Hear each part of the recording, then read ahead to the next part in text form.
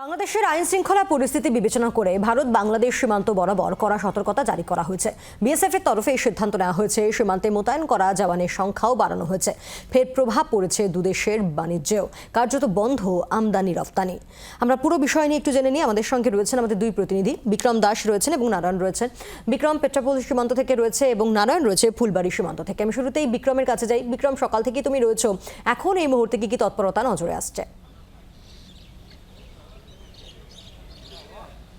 দেখো, সবার আগে যে বিষয়টা বলবো, কিছুক্ষণ আগেই ডিজি বিএসএফ দলজিৎ সিং চৌধুরী তিনি এসে পৌঁছান এই পেট্রাপোল বর্ডার চেকপোস্টে। সেখানেই কিন্তু সিনিয়র অফিসাররা যারা রয়েছেন বিএসএফে তাদের সঙ্গে তিনি বৈঠক করেন এবং পরবর্তী ক্ষেত্রে কিভাবে কি প্রিপারেশন নেওয়া যায় সেই নিয়ে কিন্তু একটা বিস্তর আলোচনা হয়েছে। এবং এই মুহূর্তে ডিজি বিএসএফ তিনি যে সেন্সিটিভ এরিয়াগুলো রয়েছে বর্ডারের সেই সমস্ত জায়গাগুলোকে ভিজিট করছেন এবং পাশাপাশি যেটা আমরা জানতে পারছি আগামীকাল তিনি পার্শ্ববর্তী একটি রাজ্যে যাবেন যেখানে বাংলাদেশ বর্ডার রয়েছে। তোমাকে যেটা জানাবো এবং এই মুহূর্তে দেখাবো যেখানে আমি দাঁড়িয়ে রয়েছি সেটা একদম জিরো পয়েন্টের সামনে। এবং এই যে তুমি দেখতে পাচ্ছ, একদিকে আমাদের দেশের তরফ থেকে যে বর্ডার সিকিউরিটি ফোর্স তারা যেরকম গেটের সামনে রয়েছেন এবং এই গেট সম্পূর্ণভাবে বন্ধ করে দেওয়া হয়েছে। কোনো রকম কোনো পণ্যবাহী গাড়ি চলাচল করতে দেওয়া হচ্ছে না, যাত্রীবাহী গাড়ি চলাচল করতে দেওয়া হচ্ছে না, সম্পূর্ণভাবে সেটাকে সিল করে দেওয়া হয়েছে। ঠিক সামনেই তুমি দেখতে পাচ্ছ, ক্যামেরা পার্সন পার্থবালকে দেখাতে বলবো, বাংলাদেশের তরফ থেকে যে গেট রয়েছে, বাংলাদেশের জাতীয় পতাকা যেখানে উঠছে সেই গেটটিও কিন্তু বন্ধ করে রেখে দেওয়া হয়েছে। এবং ওই পারে আমরা বেশ কিছুক্ষণ আগে স্লোগান শুনতে পাচ্ছিলাম, স্লোগান শাউটিং চলছিল এবং তখন দেখা যায় যে বাংলাদেশ বর্ডার গার্ডসের যারা আধিকারিক রয়েছেন তারা সেখানে এসে পৌঁছায় এবং বিশাল সংখ্যক ফোর্স সেই জায়গাটা কিন্তু তারা কর্ডন করে দেন। আপাততভাবে এই যে নির্দিষ্ট সীমান্তবর্তী যে চেক পয়েন্ট রয়েছে, যেটাকে আমরা বলি এশিয়ার সব থেকে বৃহত্তম ল্যান্ড পোর্ট অর্থাৎ পেট্রাপোল পোর্ট, সেই জায়গায় কিন্তু সমস্ত বাণিজ্য, সমস্ত রপ্তানি সবকিছু কিন্তু বন্ধ রয়েছে, ইম্পোর্ট এক্সপোর্ট সবকিছু কিন্তু বন্ধ রয়েছে। পাশাপাশি তোমাকে এই মুহূর্তে ছবিটা একবার দেখাবো, তুমি দেখতে পাবে ইন্টিগ্রেটেড চেকপোস্ট। আমি যেমনটা বলছিলাম যে সব থেকে বড় পৃথিবীর এশিয়ার সব থেকে বড় ল্যান্ড পোর্ট, সেখান থেকে কিন্তু মূলত আমরা দেখতে পাচ্ছি যে বহু বাংলাদেশি যারা এখানে ভারতে বসবাস করছিলেন, কেউ চিকিৎসার জন্য এসেছিলেন, তারা কিন্তু আমরা দেখতে পাচ্ছি যে এখানে তারা আস্তে আস্তে দেশে ফিরতে শুরু করেছেন। তুমি দেখতে পাচ্ছ একের পর এক ব্যক্তি কিন্তু এভাবেই তারা যাচ্ছেন এবং তারা কিন্তু চেষ্টা করছেন তাদের দেশে ফিরে যাওয়া। আমি একবার কথা বলার চেষ্টা করবো, জানার চেষ্টা করবো, আপনি কি বাংলাদেশের বাসিন্দা? হ্যাঁ। কোথায় এসেছিলেন? এখানে আসছিলাম কলকাতা, বর্ধমান। কি অবস্থা এখন শুনছেন বাংলাদেশে যখন ফিরে যাচ্ছেন, কতটা পরিস্থিতি? বহুত খারাপ লাগতে, অনেক খারাপ পরিস্থিতি বাংলাদেশে অনেক ভাঙচুর হচ্ছে, ধরপাকড় হচ্ছে, বিজনেস মে বহুত লুট কি ভালো? এখনো লুটপাট চলছে? এখন লুটপাট হচ্ছে, গতকালকে অনেক লুটপাট হচ্ছে। পরিবারের সদস্যরা কি আপনার দেশেই রয়েছে? হ্যাঁ, পরিবারের সদস্যরা আমার সবাই দেশে রয়েছে। সেই কারণেই তড়িঘড়ি ফিরছেন? সেই কারণে দড়িঘড়ি ফিরছে, না হলে আর কিছুদিন পরে আসতাম। পরিবারের লোকেদের সঙ্গে কথা বলতে তারা কি জানাচ্ছেন, কি পরিস্থিতি হয়ে রয়েছে ওখানে? বাসা থেকে বের হতে না করে দিয়েছি, এখন এরা বাসায় আছে।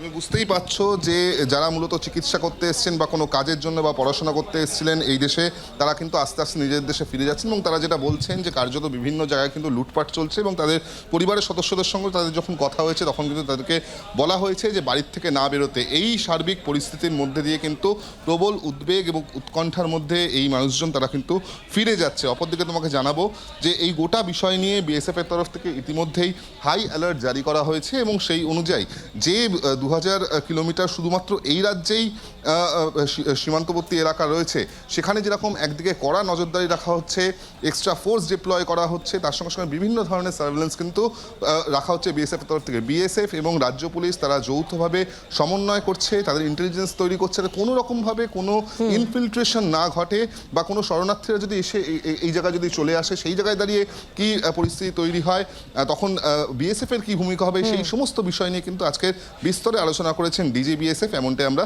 জানতে পাচ্ছি। বিক্রম, সঙ্গে থাকো। আর এবার ফুলবাড়ি সীমান্ত, সেখানকার সার্বিক ছবিটা একটু বুঝে নেবো। নারায়ণ রয়েছেন আমাদের সঙ্গে, আমাদের আরেক প্রতিনিধি। নারায়ণ, এই মুহূর্তে কি তৎপরতা চলছে, কি দেখছো?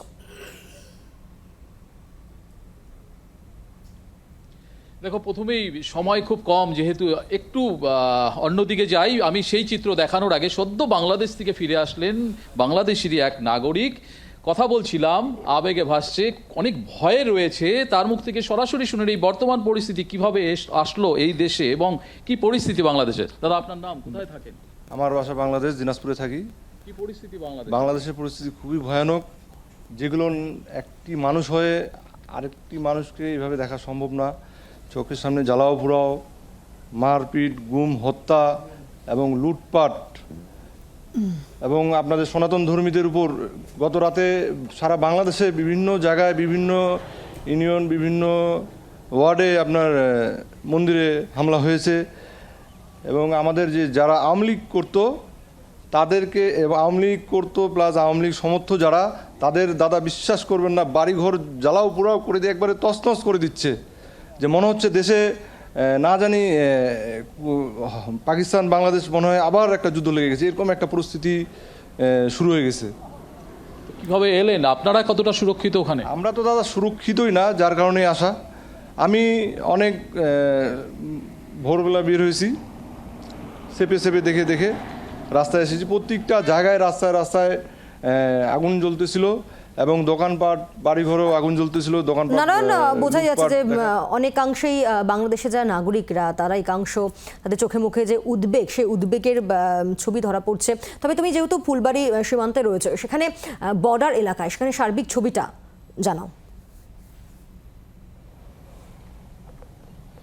দেখো, আজকে সার্বিক ছবি হচ্ছে সকাল থেকে কিন্তু বাংলা, ইন্দো বাংলার যে এই যে বর্ডার, সেখানে সকাল 8টা থেকে মেন গেট খোলা রয়েছে, কারণ দু দেশের নাগরিকদের যাতায়াতের জন্য সুবিধার্থে সেই গেট খোলা রয়েছে। কিন্তু টাইট সিকিউরিটি রয়েছে, বাড়ানো হয়েছে অনেক বেশি নিরাপত্তা। তার পাশাপাশি যে ট্রেড অর্থাৎ যে বাণিজ্য পথ, সেই বাণিজ্য পথ কিন্তু গতকাল থেকেই বন্ধ রয়েছে। আমি তুহিনকে বলবো সেই বাণিজ্য পথে পেছনের দৃশ্য দেখাতে।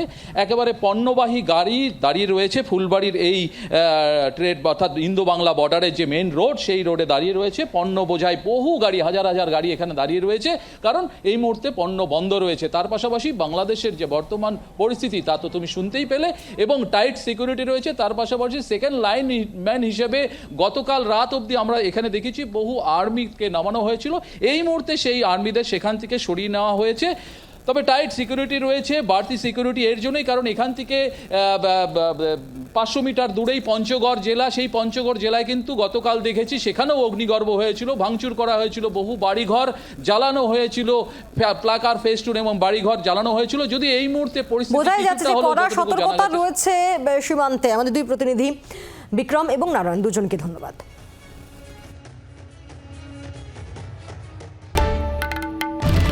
বাংলার আওয়াজ, বাঙালির আবেগ, জি 24 ঘন্টা।